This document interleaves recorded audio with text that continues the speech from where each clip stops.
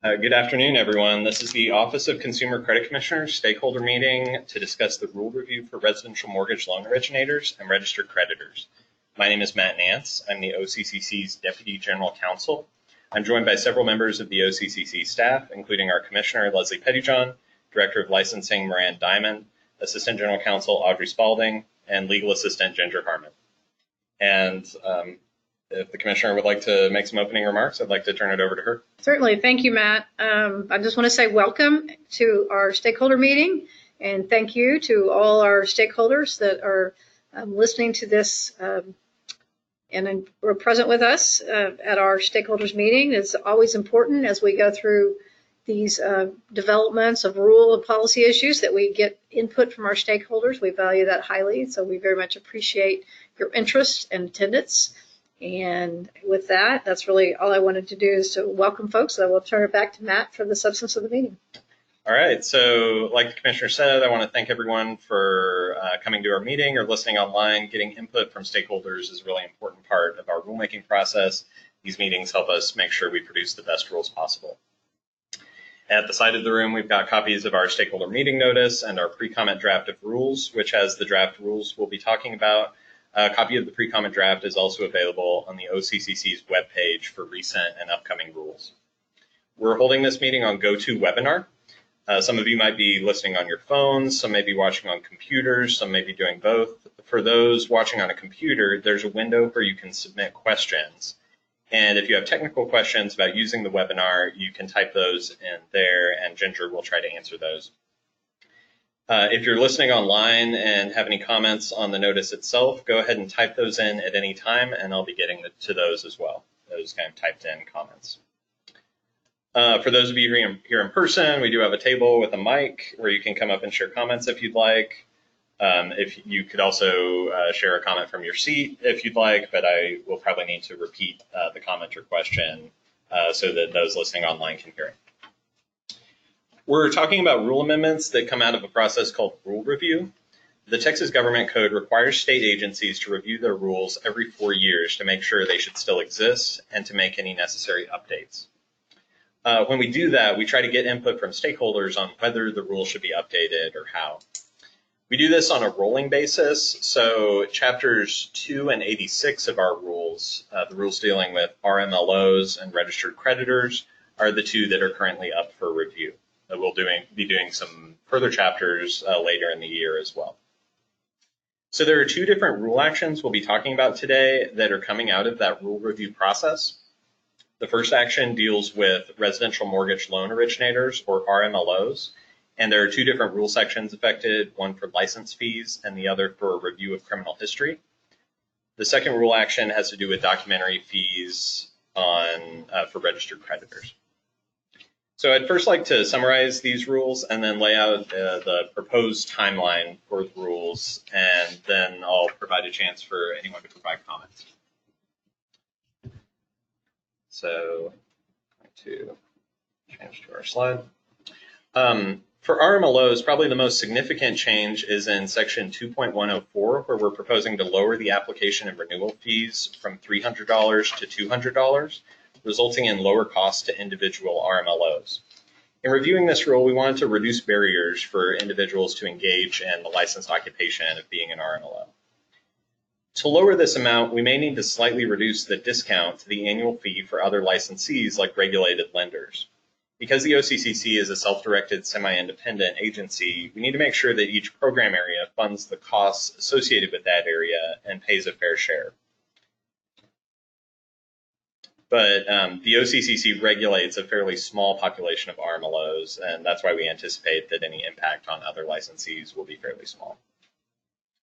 The other change for RMLOs is in section 2.106 relating to our review of an RMLO applicant's criminal history.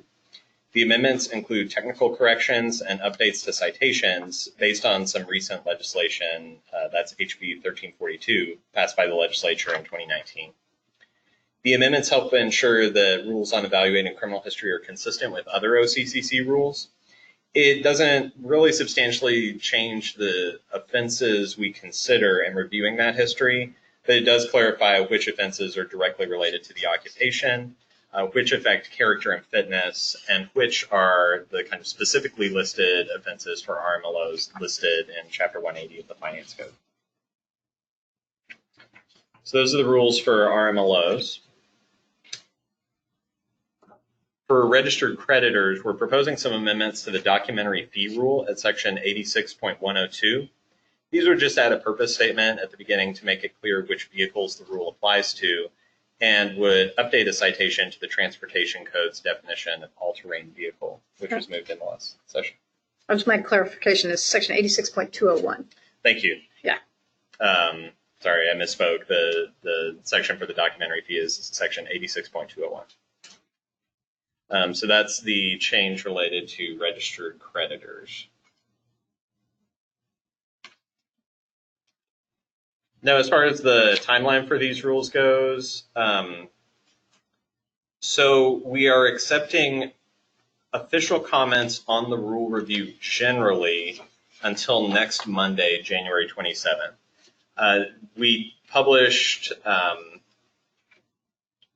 toward the end of December, we published an official notice seeking comments on kind of the rule review generally. Should these two chapters as a whole continue to exist? So there is an opportunity to provide official comments on that rule review until January 27th. And then on these particular amendments, we're accepting kind of more informal initial comments on those until next Wednesday, January 29th. Our plan is to propose these amendments at the Finance Commission's February 14th meeting. And then there will be a comment period between February 28th and March 31st on the amendments themselves. So in addition to kind of the informal comment period we're accepting till next week, there should be another opportunity before the rules actually go into effect to provide official comments on the amendments. And then the plan would be to present an adopted rule action at the Finance Commission's April 17th meeting. And we would anticipate that the rules would be effective in early May, subject to the Finance Commission's approval. So with that, I've summarized the two rule actions and the proposed timeline. Do we have any comments or questions from the room? Do we have any questions from the webinar? Not from the webinar. Okay. Well, I will wait a small amount of time to see if we have any attendees or anyone who wants to ask any questions, submit any comments, type something in through the webinar. If you are trying to type something in the webinar and you need a little bit more time, you could type a brief message to ask for more time. That I'll wait about 30 seconds or so just to see if anyone has any questions or comments.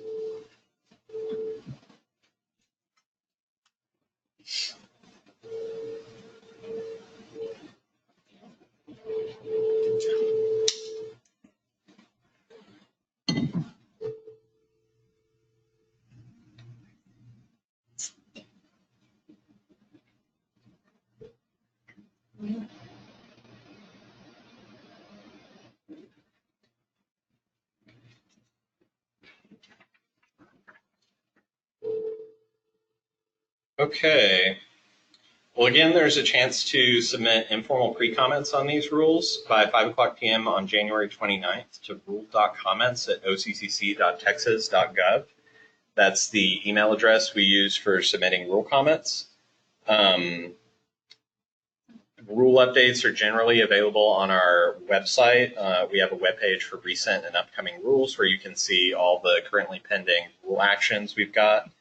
And we will also be posting audio of this meeting if you'd like to listen to it later. So with that, thank you for listening. Again, we'll accept informal written pre-comments until 5 p.m. next Tuesday, January 28th to rule.comments@occc.texas.gov. Thank you.